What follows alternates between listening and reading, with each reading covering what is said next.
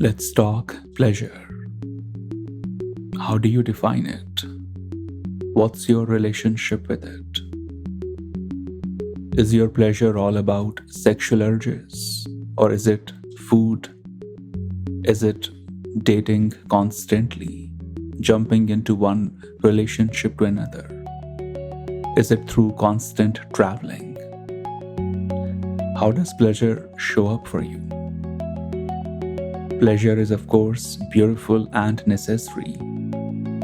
But like most things in life, when we don't handle these things with awareness, they become an interesting monster. They start to dictate our mood. They start to call the shots. Tantra says, indulge in your pleasure with awareness. And yoga says, suppress your pleasure with awareness.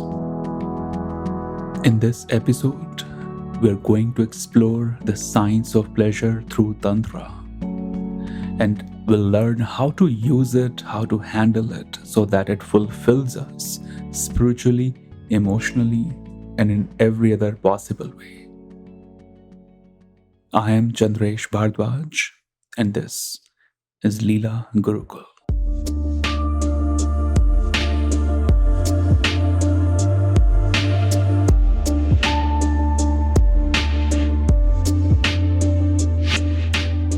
Namaste everyone. I hope you're feeling safe, relaxed, happy wherever you are.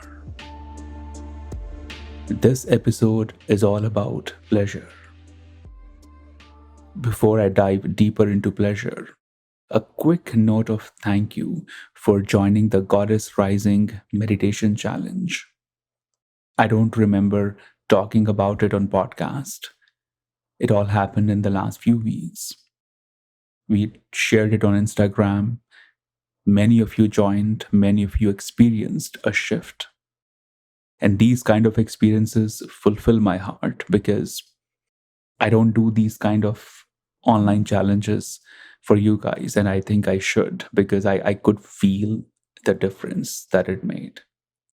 The next one in the list will be an ebook, a free ebook based on the divine feminine principles in Tantra. How do you access it? Make sure you go to leelagurukul.com. You're signed up in the newsletter because that's one way to get it. The other way is make sure you're consistently staying in touch with the Leela Instagram or my Instagram because that's also where a lot of these updates are. But email sign up is always going to be the best and the safest bet. And for a very short amount of time and after many, many years, I will be opening up a slot for you to work with me one-on-one. It's going to be deep, profound spiritual work. I do not have the details ready yet for you guys, but just letting you know it's happening, it's coming. For those who are interested, drop a message on my Instagram or reach out to me through cbmeditates.com so that when it happens, you are first one to join and know. I'll be taking maximum of 7 to 10 students per year. I won't be able to take more than that. So if you're truly willing and interested, stay in touch. We'll get there. And now, let's come back to pleasure. Pleasure shows up in all forms. I want to specifically talk about a certain kind of pleasure which basically shows up through either the sexual urge or through food or through other harmless looking things, but then it becomes an addiction. I was sort of motivated to talk about it because I consistently saw the need of this growing problem. I think in the COVID times, the dependency on the pleasure increased even more. I'm not sure about the women community, but in men circles, in men community spaces, we talk a lot about no fap, which means no masturbation, not indulging in any self-pleasure. And it has gained a lot of popularity, momentum. There is no true science to back this, in the modern science, but if you dig into Ayurveda, Tantra, yoga traditions, there are plenty of benefits about either not indulging in the self pleasure or channeling your sexual energy consciously. And for some reason, so much of this managing and controlling your sexual energy text is focused on men, that they should not be ejaculating impulsively, that they should have control over their masturbation habits. I haven't seen so much context about this in the spiritual scriptures or the spiritual text or spiritual talks. So I wanted to take this opportunity to talk about handling of the pleasure for all genders, for men and women, for anyone who's honestly finding it important to work with this matter. First thing to understand here is, why do we even need to talk about it? Many of you may feel, is it wrong to indulge in pleasure? Is it wrong to masturbate? Is it wrong to indulge in sex whenever I want to? In life, at least that's how I see it, things are not just black and white. There are shades, colors, layers in between. And when it comes to topics of pleasure, I feel a balance, a consciousness and awareness is important, especially for those who are interested in living life beyond the usual sense of waking up, sleeping, dreaming, going to work, indulging in sex, indulging in food, and repeating the same thing. For some people, this pattern works out okay. More power to you if that's who you are. But if you are playing this episode and if you have been part of the Leela Gurukul, maybe that pattern isn't working out too well for you, and that's why you are interested in changing. So I'm speaking to those of you. Why the pattern of sleeping, dreaming, waking up, indulging in all the pleasures doesn't work out too well? Because it doesn't tap into your potential. It does not tap into what you can be. The blooming doesn't happen if you constantly keep doing what you've always done. I'm going to bring in Tantra perspective here. Tantra says, indulge. Indulge with awareness. Experience life in the most deepest way so that you can finally liberate yourself from that chain of repeating habits. If you are still clinging to those habits or experiences, then you're not transcending them. Then it's again just a habit. And if you actually notice, so much of what we do is a habit. Even creating content, creating podcasts, videos, they all become habits too. Lately, I actually enjoyed not creating my Instagram content on a consistent basis.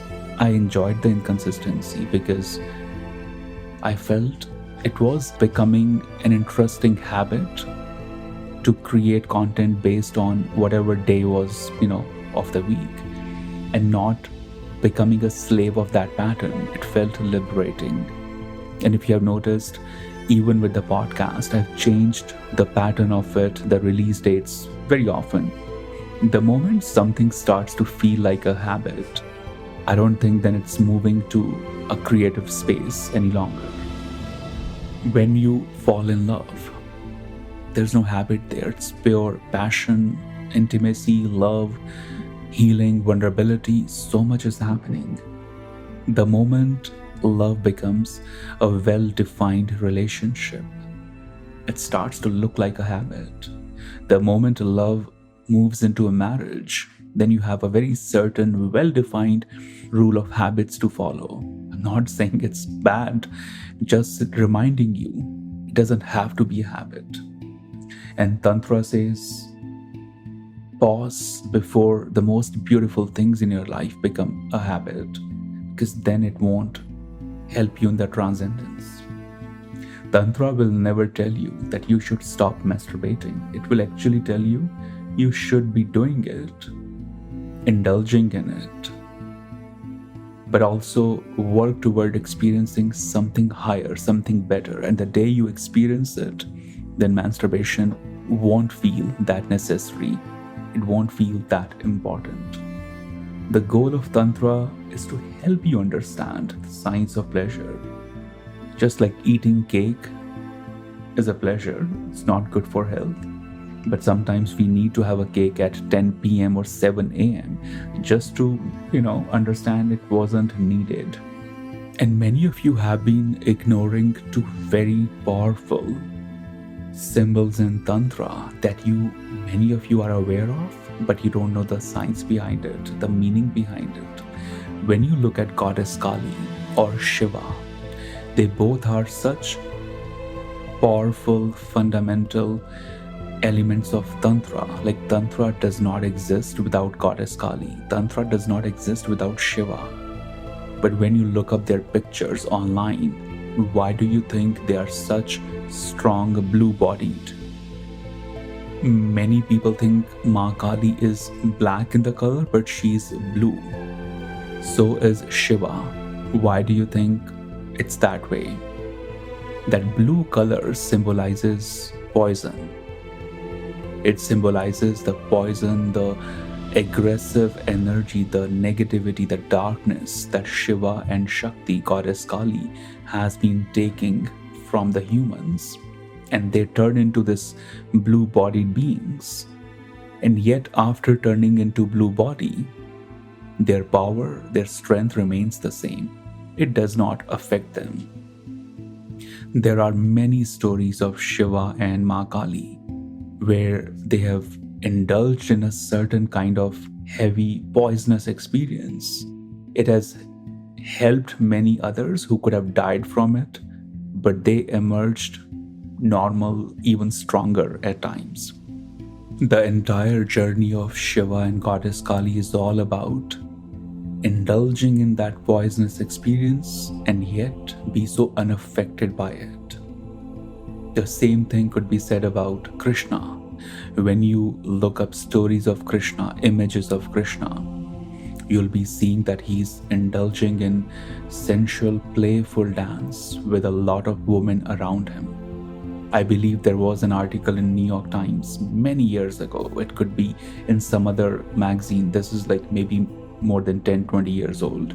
The title was An Indian God Who's a Playboy, Who's a Spiritual Playboy, something very related to this kind of headline. It of course pissed off many people who worshipped Krishna in a very religious way. But the point of that entire message is even Krishna could be seen indulged with so many women, and yet there is no lust there. There is love, there's playfulness, there's purity, but there is no lust. That's Tantra. Tantra says indulge and yet not be eaten by the lust in it. It's not a complicated or some mystical spiritual experience to have. It starts with a commitment, starts with willingness to change. I'm going to share certain simple steps. I hope you put these steps into practice. And once you start to do it, do let me know how that works out for you. Tag me in Instagram, send out DM on Instagram, reach out through email, whatever works for you. But I'm genuinely curious, if you apply this, how would it work out? I have applied these methods in my life, with my students, with my clients, and I can tell you, something like this will help you transcend that dependence on impulsive pleasure. I think the most dominating of that is masturbation or indulging in sex, indulging in mindless sex, impulsive sex. It could be with one person or multiple people, or having with the same person but thinking about multiple people. You know your jam, you know your story. My point here is to help you understand the methods, the tools that you can apply and go beyond it. When you go beyond it, you will experience a new pleasure, a new power. And I believe that power and pleasure is going to feel so beautiful so independent, so divine, that you won't need to depend on any other substance or any other forms of pleasure that deplete your energy or leave you exhausted, angry, and unhappy.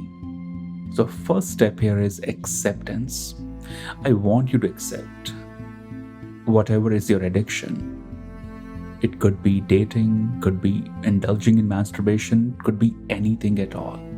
If you do not accept and keep justifying your actions, keep reading the text that justifies it, it's not going to work out. Acceptance is so important. When you accept, your body starts to feel relaxed because you're not building a fight anymore. You're not trying to convince yourself again and again. Second step is know your loopholes. So when I work with people, especially those who are dealing with addiction, I remind them not to fall in that pattern, especially when you're hungry, lonely, and tired. And I know our mind indulges in things when we're hungry, lonely, and tired. So when you're hungry, ask yourself, what am I really hungry for? It may not be what you're thinking. When you're lonely, you got to figure out a way to find a connection with yourself. Or call someone, reach out to someone, go out for a walk. That's always best to get out of this chain of tiredness, loneliness, and hunger. And there could be some other loopholes that I'm not mentioning right now, but you got to meditate on this. What exactly is my loophole? When do I relapse? When do I indulge in it and not able to control it? Once you start to know the loopholes, create a system that you can rely on, a system that you can count on. One method that works really well is to document each time you relapse in your pleasure management. Let's say it's masturbation, okay?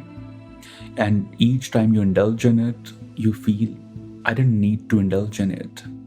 I could have indulged once a week, maybe few times a month, but the way I'm repeatedly jumping into it, that doesn't work out well. It could be eating. So each time you indulge in your impulsive pleasure, document it, write it down. On this date, this time, I indulged in it. And how are you feeling about it? Write about it next day. How are you feeling? And when you feel calm and clear, write down your honest take on it. That I could have handled it differently. Next time I could do it differently.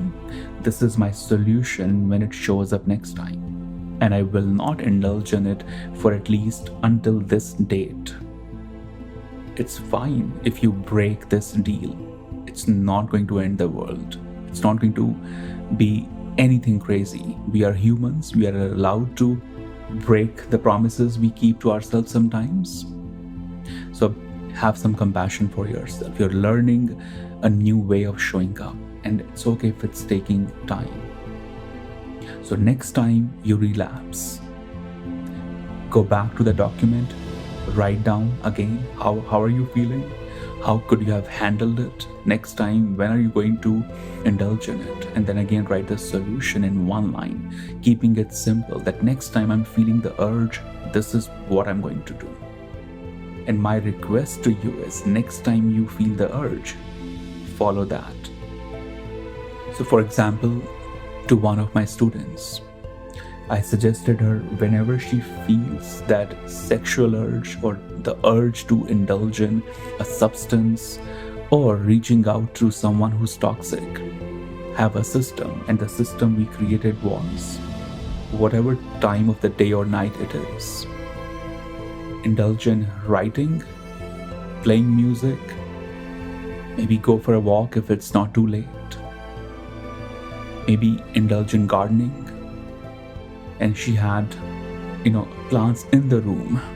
So if it's 2 a.m. in the night, that's there. So you have to have some weird, interesting, a bunch of systems to rely on. They do not have to have too much of logic, honestly. Like at 2 a.m. I'm asking you to water the plants. Doesn't make sense. But trust me, the moment you do it, something will break in that chain, in that pattern, because the mind does not know what else to do. So whenever you feel that urge, that loneliness, that boredom, you can't sleep, you simply repeat what you've always repeated. But if you have another bunch of outlets there, you are changing the wiring, you're changing the system.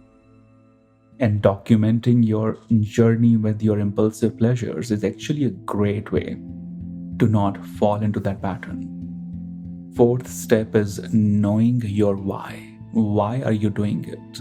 You should not be doing this because I'm telling you. You should not be doing it because it feels like a good idea. You should have a much deeper reason.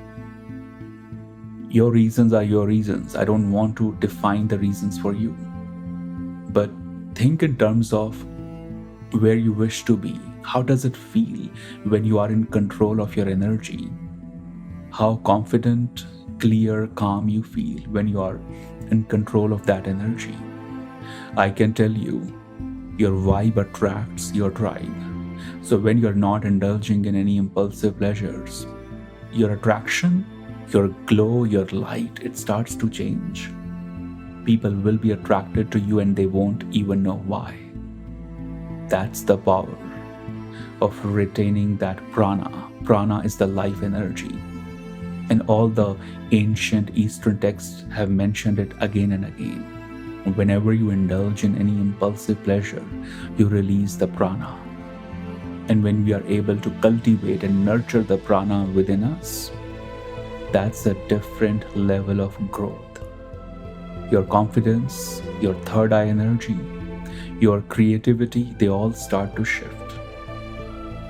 So please know your why.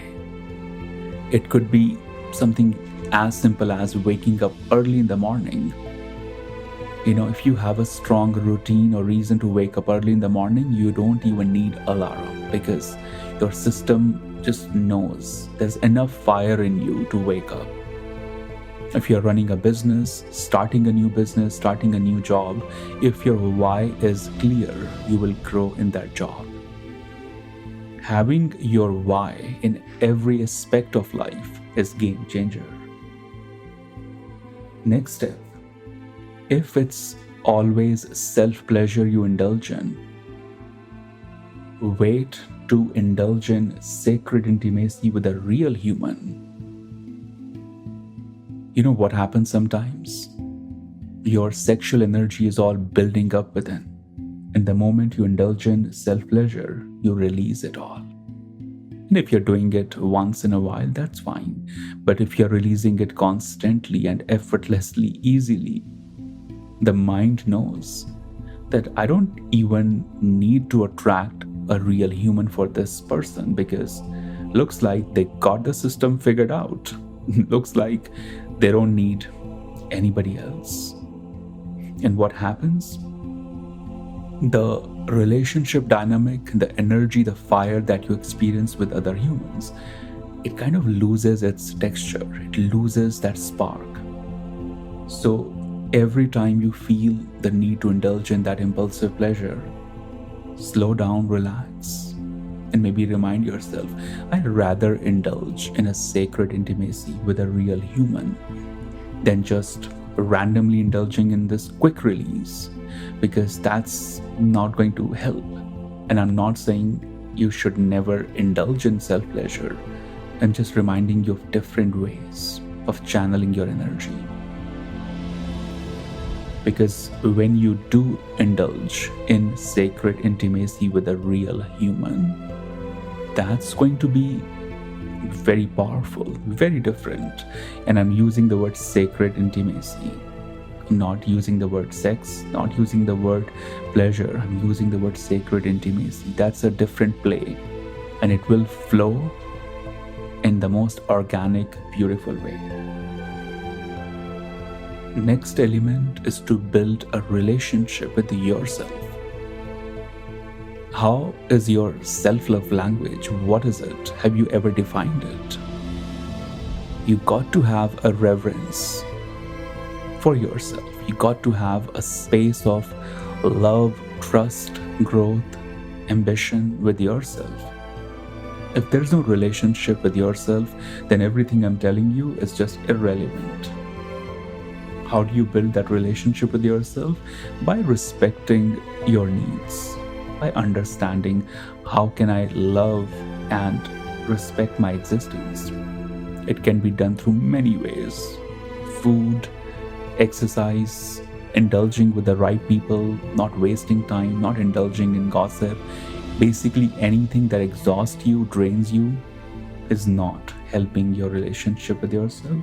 And anything that's empowering you, healing you, bringing you joy is helping in that relationship with yourself. And finally, last but not the least, is meditation. All these points I'm sharing with you will multiply in their power if you meditate consistently. Consistent meditation could be for 5 minutes, 10 minutes, and beyond, but it's consistent. Our prana, our life energy is spread out everywhere. While you're listening to me, you could be thinking of 10 other things. While you're eating, you're watching something, indulging in something else. But meditation brings that scattered energy into one place. It brings that fictional narrative of the mind to a complete pause. So suddenly you experience a certain calmness, clarity, and courage to indulge with awareness. If you are not meditating, it is going to be very difficult to have any control or management in these impulsive pleasures. But with meditation, the dynamic changes. And if you have a partner, I would recommend you sit down and meditate with your partner. And it doesn't even have to be a romantic partner. If you have a best friend, someone you really connect with, someone who understands your vibe and there's no uncomfortable or awkward energy with, you both can meditate together and invite in realizations, lessons. One disclaimer I'll give you: when you start to work with your pleasure, there are phases and moments when the pleasure multiplies. It may erupt. And you might think, am I doing something wrong? I was thinking to fix it and suddenly I think I've multiplied it. It multiplies because what you have been thinking about indulging pleasure was actually suppressing the pleasure. So when we have been unconsciously suppressing, it will explode at one point, especially when you start to work on it. So human mind has been doing a great job in unconsciously suppressing a lot of stuff in your life. That's why we want to shake the energy, accept that this is what's going on. I want to take control of it so that you're not suppressing it anymore. Suppression is not the solution. Awareness is the solution. So if for a short period of time, your anger, your sexual energy, the eating habits, they go through a bit of uneasy change, it's okay. It's fine. Stay calm with it. Have some compassion for yourself, but stick to the system that I have shared with you. And then you'll notice within 1 week, you'll be back into a very different way of living and loving life. I hope this makes sense. If this episode resonates with you, do share it with your friends, family who may take some help from it.